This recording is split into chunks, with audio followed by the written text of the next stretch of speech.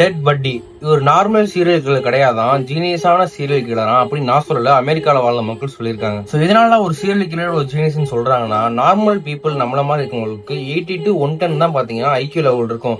But அந்த serial கில்லருக்கு பாத்தீங்கன்னா 136 வரைக்கும் ஐக்கியூ இருந்திருக்கு.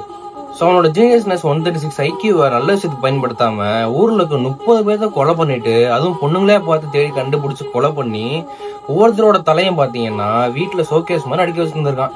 இது மட்டும் இல்ல, இதுக்கு ஒரு படி மேல போய் கொன்னவங்க எல்லாத்தோட பாடி பார்ட்ஸையும் பாத்தீங்கன்னா எடுத்து தின்றுருக்கான்.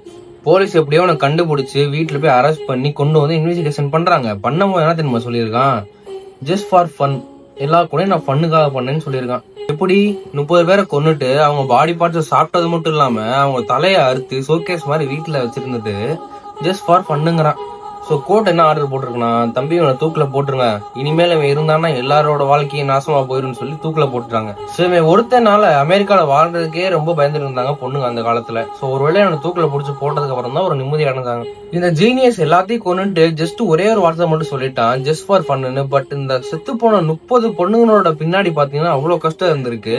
நெட்ஃபிளிக்ஸ்ல பாத்தீங்கன்னா ஒரு டாக்குமெண்ட்டே வெளியே விட்டுருக்காங்க. டைம் வந்து செக் பண்ணி பாருங்க. Just follow for more.